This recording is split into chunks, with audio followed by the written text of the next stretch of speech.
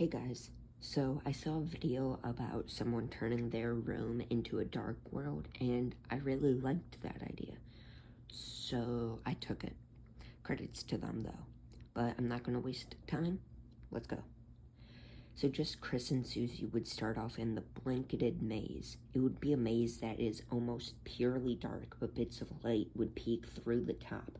And at halfway you would find Rouse walking around aimlessly, trying to find Chris and Susie. But you would meet up with him, and after the whole fun gang is together, Rouse can use magic and light up the area for a short bit. It would be a 4-second light up and would take 9 seconds to recharge.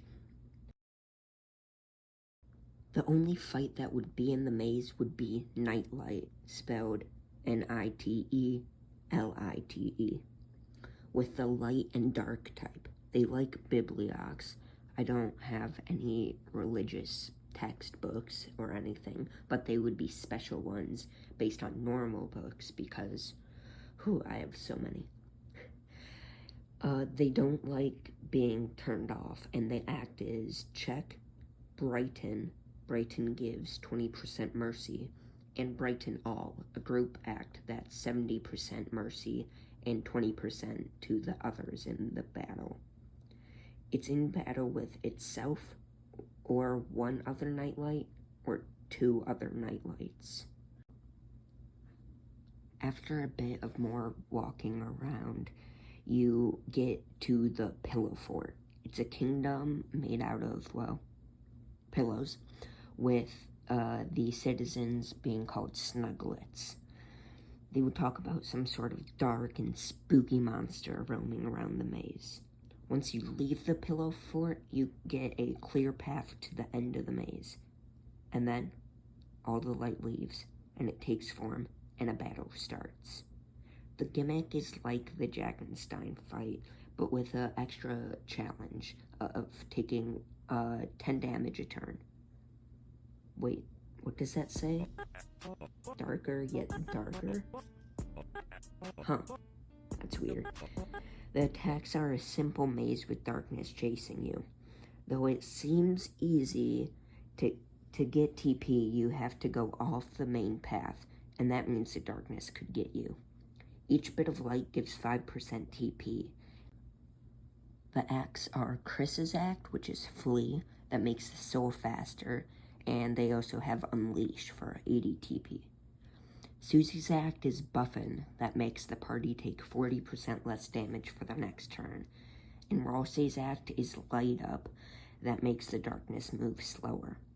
After 2 unleashes, the darkness subsides and reveals Darkner, a Darkner that everyone thought was so cute, but they wanted to be scaly, so they used the dark to appear scarier. After you leave the maze, you come across the puzzle fields. There are a multitude of puzzles based on my fidgets, kind of like the Great Board in Chapter 1 in a way. But there would be one area where it would be based on a Rubik's Cube, and a sign would explain the puzzle. The area will randomly shift into colored tiles. Your goal is to make it to the other side. Here's what each tile does. Red tiles are impassable. You cannot walk on them. Yellow tiles are electric. They will electrocute you. Green tiles are alarm tiles. If you step on them, you will have to fight a monster. Orange tiles are orange-scented. They will make you smell delicious. Blue tiles are water tiles. Swim through if you like, but if you smell like oranges, the piranhas will bite you. Also, if a blue tile is next to a yellow tile, the water will zap you. Purple tiles are slippery. You will slide to the next tile. However, the slippery soap smells like lemons, which piranhas do not like. Blue and purple are okay. Finally, pink tiles. They don't do anything. Step on them all you like. I know, it's a pretty unique idea. Anyway, after a couple puzzles is a hallway with multiple doors. One of them has an S on it. Normal people might shrug it off, but if you go back to the maze, on each corner is a plug boy that will give you 1/4 of a key. Once you get all 4, you can go back to the Pillow Fort and interact with an NPC that will take it and put it together. can go back to the door, and just like Chapter 3, Susie and Rossi will stay behind as you go in. Inside, you are met by Romp, a friendly darkner that lets you go through a door, and they will just tell you to have fun. When you enter, it's the same room. Romp does not say anything different, and you go through the door again. Once you do, Romp says, "Why do you look so confused, love?" Going into the door again, Romp will say, "Don't you love playing games?" Again, and Romp says, "You want to be free from this loop?" Again. Love. Again. That's it. Again. That's it. Freedom. Again. The thing I gave up on getting so long ago. Again. But guess what, Chris? Again. This time, I will get it with your help. You go through the doors again. This time, darkness. And then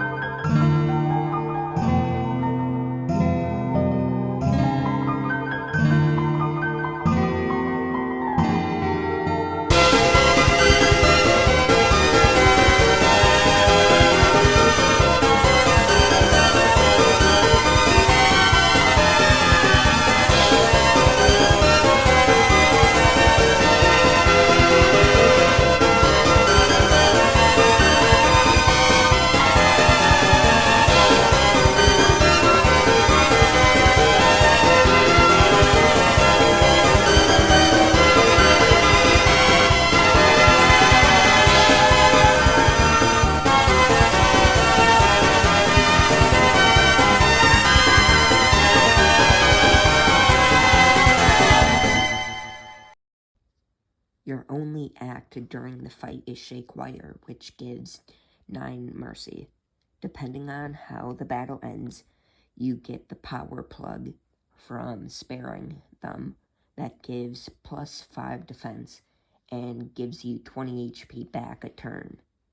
But by killing them, you get the Wire Sword. It gives 14 attack and has the vampire effect. Once you leave the fight arena, if you gave mercy, when you go back into the room, you see Ram turn to stone. And when you return to Rossi and Susie, Susie says, "Chris, you good?" Rossi says, you have a tear going down your face. And after that, the door is locked. If you kill Rom when you leave and go back to the room, you find nothing.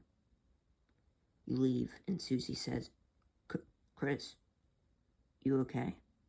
Rousey adds, you're crying. And after, the door isn't locked, but Susie says, I think it's better if you stay here, Chris. Okay. The only enemy is Litter Mouse. It's a pure paper type and has all the same acts as Mouse.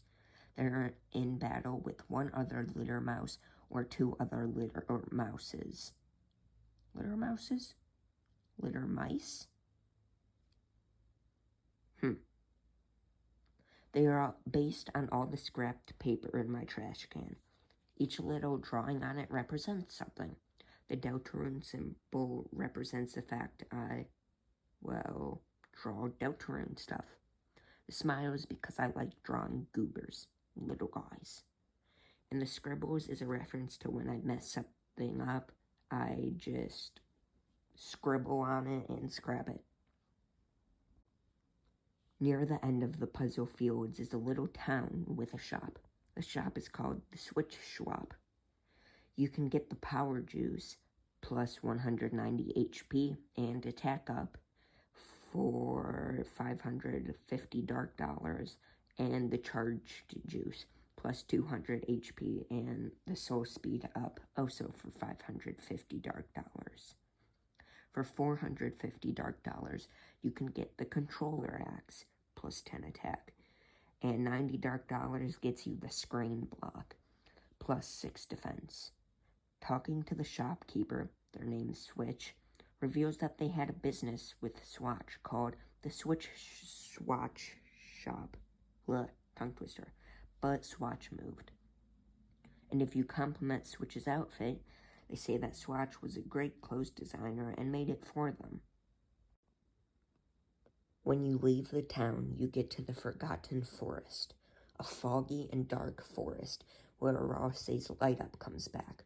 There are a couple rooms where there's a little amount of trees, but 2 rooms next to each other have no trees at all. Going back and forth between these 2 rooms will make Susie disappear. Rousey, being Rousey, will say, What the? Chris, did you see where Susie went? No?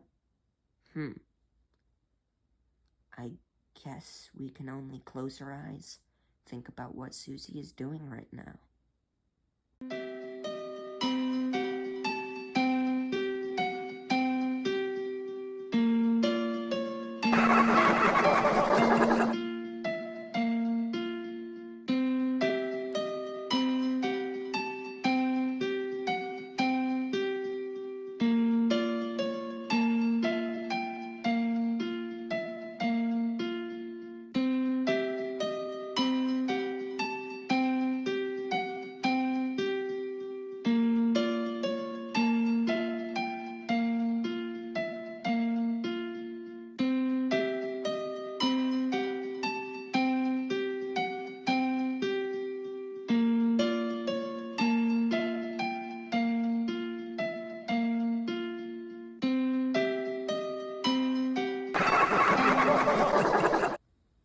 What does Susie get from Friend? It's an armor. Only Chris can equip it, and it's a negative armor. No, it's not a Balatro reference, so it doesn't take any armor slots up. And it auto-equips, and you can't get rid of it. What's the armor? The pointed tail. Because who does Susie and Rousey follow? Chris. So you could say they are lost where the forest would grow. The children followed the pointed tail. The poor children. And how did you get the pointed tail? I heard there was something in between. Something in between. This time, there are 2 enemies. The first one is Belltie, a pure fighting type that likes foes and dislikes friends. The axe may be a bit familiar. Pick on gives 40% mercy, and pick off gives a delayed tired. Bow ties can come in 7 colors: white, yellow, orange, green, blue, purple, and brown. Unlike the swatchlings, the color does not matter. They can be in battle with 1 other bow tie, 2 other bow ties, or 1 Pika plush. Pika plush is an electric and dark type. They like and dislike.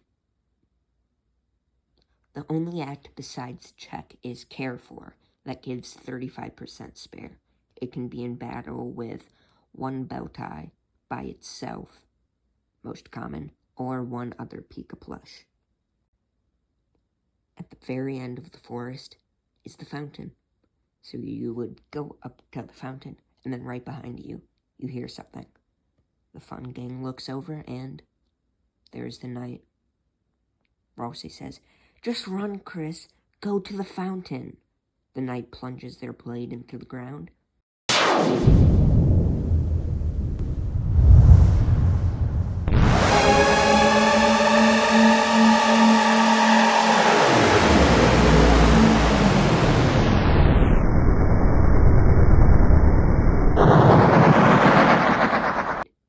You have to run up and up, dodging the knight's attacks.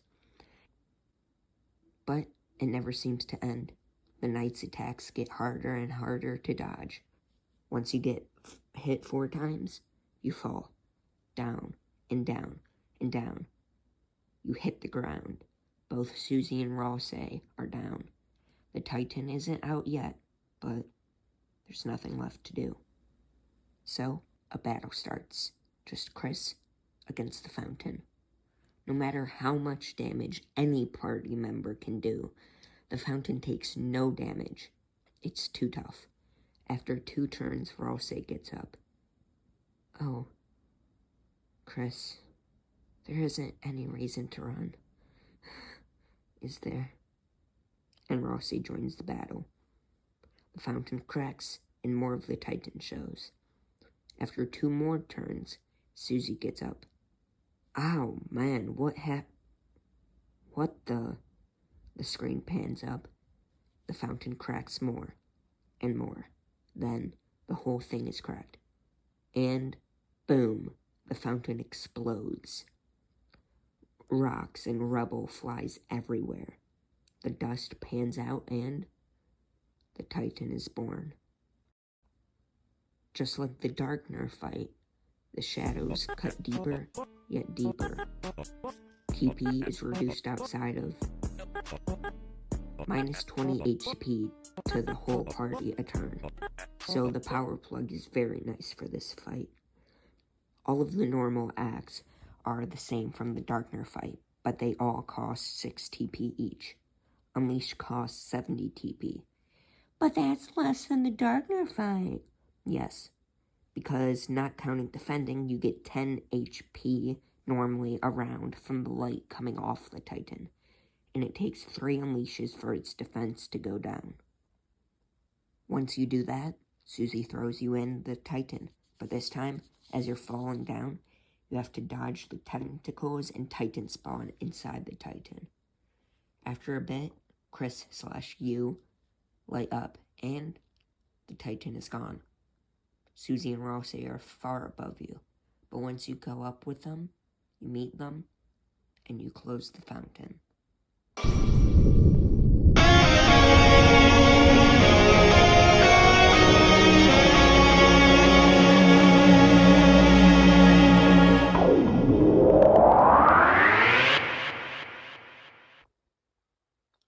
Well, that was it. I hate how my voice sounded and all of that, man. But I'd like to thank these 2 goobers for just giving me support, and they're really the only ones I talked about this much. And then I also want to thank this other goober for giving me, or creating the music for the ROM pack fight. Very nice of them. But yeah, I don't fully I feel like I could have done better. I feel like I could have done more. But on Sunday, I'm going on vacation, So I had to kind of get this out ASAP. But if in the future you want me to update this, do it better, add more of a plot, maybe another area, more enemies, I would love to know in the comments. And I won't just take one person's comment as the defining factor. But yeah, that's it. See you guys.